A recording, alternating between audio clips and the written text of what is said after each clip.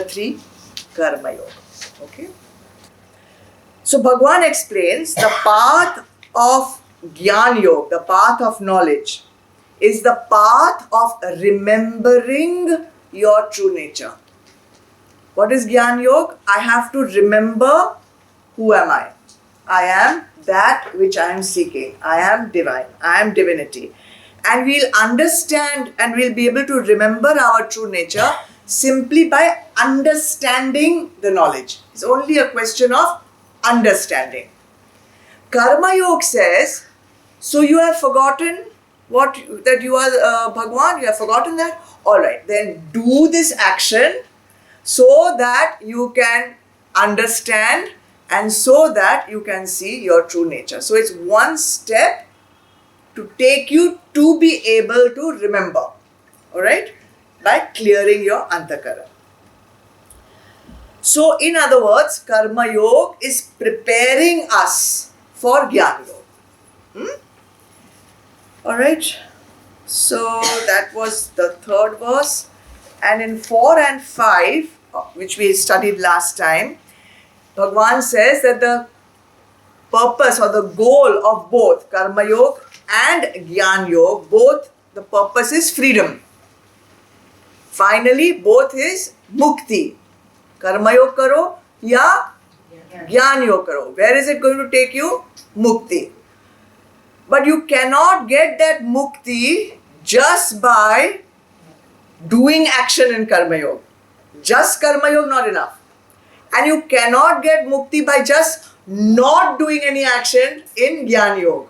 So both of them is necessary to reach that final. And action is inevitable. Action is compulsory because we are born in Karma Bhumi.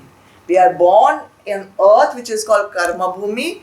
We have to do action. Even sitting down and saying I refuse to do is also considered an action. Okay, so either way you are going to have to do something. And the reason why it is compulsory and inevitable to do action is because we are made up of 3 gunas. We are made up of 3 gunas. We are made up of 3 gunas. All of matter, all of Prakruti is made up of 3 gunas. Tamas, Rajas and Sattva. Tamas, Rajas and Sattva. What is Tamas? Tamas is the inertia in matter. The fact that it doesn't move by itself. That is inertia. And you did mention Panchbhut. We are also made up of 5 elements. What are they? Earth, water, fire, air, space. So the earth element is predominant in Tamas because it's immobile. It's jad. It's jad. It's inert. It has inertia. Rajas is the activity in matter. And so what are the elements? Fire, water, air. Because all of these 3 elements move. And Sattva is what? Space. It is the intelligence behind the activity in matter. Nothing can move without an intelligence. So Sattva is the intelligence behind the activity in matter. This is up to where we studied last time. Okay, it takes us half an hour to recap. Alright, so let's go ahead. He who outwardly restraining the organs of sense and action sits mentally dwelling on the objects of senses, that man of deluded intellect is called a hypocrite. Arey wah. Okay. Yeah. He. Understood? He who. Aste remains. Sanyamna. Restraining.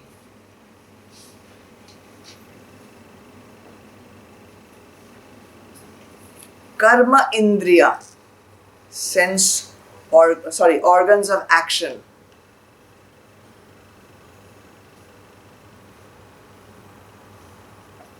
So he who remains in a state where he has restrained his organs of action. Organs of action, you know?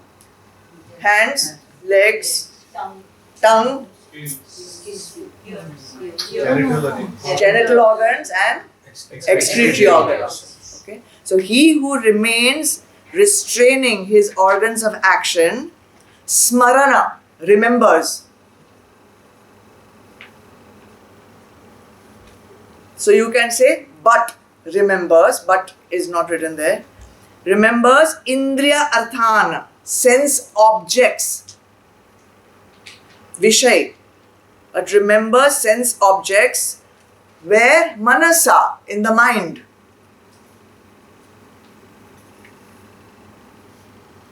So if you put this together, he who remains restraining his organs of action but remembers the sense objects in his mind, saha, they, uchyate, are called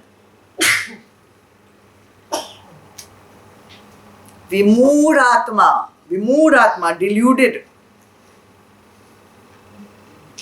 mithyachara, hypocrites. They are called deluded hypocrites. So in the earlier verse 5, Bhagwan has emphasized that everyone in the world has to do action. Why? Because we are made up of Prakriti's 3 gunas. Now this is the first point of Karma Yoga. What is that first point? Action is compulsory. You cannot say, I don't want to do any action because actions create karma. Actions create karma? Okay, then I'll not do any action. You cannot do that. You have to do action. So this is the first point of Karma Yoga which Bhagwan is emphasizing. Action is compulsory. Now verse 6 is telling us how not to do action. Before he tells us how to do, he's telling us how not to do. So for that there is a lovely story in the Purans.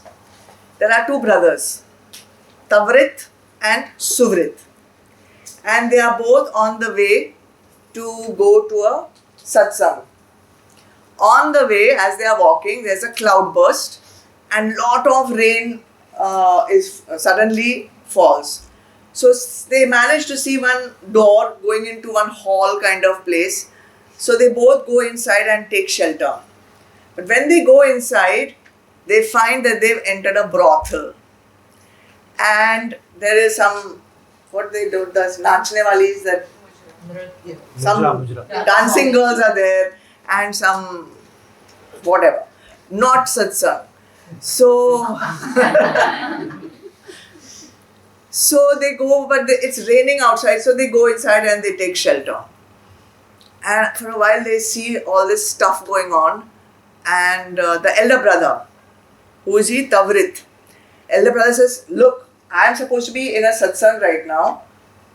Where have I come? I cannot be here anymore. Doesn't matter if I get wet or whatever. I am going to leave and I am going to go to the satsang. So he leaves and he goes, gets wet and everything. He goes to the satsang. The younger brother Suvrit says, what, doesn't matter, yeah. We can sit here. No point in getting wet and going to a satsang and all. I'll just sit here till the rain stops. So one brother is at satsang and one brother is in dancing bar. The one who is in the satsang, after some time, he's feeling uncomfortable because ek to he's all wet, with that sticky clothes are sticking to him and some kichad on the churidar, pajama, and also the satsang is really boring. So he's thinking, unnecessarily I came, got wet in the rain and all. I should have sat there. That Suvrit is smart guy. He's enjoying over there, seeing all that dancing and all. And Suvrit, who's in the dancing bar, is thinking, unnecessarily I sat here. I should have just gone with Tavrit. And so what if it's wet? So I'll get wet. I'll get cleansed. My karma yoga and all will cleanse me from my calm krodh and all that. I should have just gone there. Both are thinking ulta. it so happens that the satsang finishes and they both leave their respective geographical locations and they both go towards each other. So Tavrit starts going towards brothel and where his brother is, and Suvrit starts going towards satsang where Tavrit is. And they meet somewhere. As they meet, it so happens that one big truck comes and dashes into both of them and they both die. Okay, they both die. Very dramatic story. And when they die, Yamdut comes, messengers of Yama to take them. But who are they taking? The one who was in satsang. Why? Because he was thinking of the They take Tavrit. Tavrit says, hey, look, I am Tavrit. I was in the satsang. You have to take my brother, Suvrit. He was in the brothel, not me. So they are saying, no, we have taken the right guy. Why? Because you were there, but your mind was somewhere else. Whereas he was in the brothel, but his mind was in the satsang. So it's not important where we are or what we are doing. It's more important where our mind is and what the mind is doing. So that is exactly what Bhagavan is saying in this verse. What is he saying? He who outwardly restraining the organs of sense and action, restraining his perception, what his eyes, nose, mouth are doing and what his hands, legs, action is doing, restraining all that, means suppressing all that. If you are sitting with your eyes closed, but you are thinking of your particular brand of what? Dance bar. Then that man is deluding himself, his intellect is deluded, and you can call him a hypocrite. Alright? So sometimes we get attracted by satsangs. We get attracted by, we are inspired by seeing some sant, or we think that this is the path we should follow. And also, we are quite fed up of our mundane existence. We want to run away from the family. We want to run away from the business which is not doing well. We want to just give up everything. And this is a nice place, we put one orange dress on and then put one tika also and maybe wear some malas also. And then, we'll read up from internet something and we'll give some pravachan and all. And then people will take care of us, So it will be a cushy life.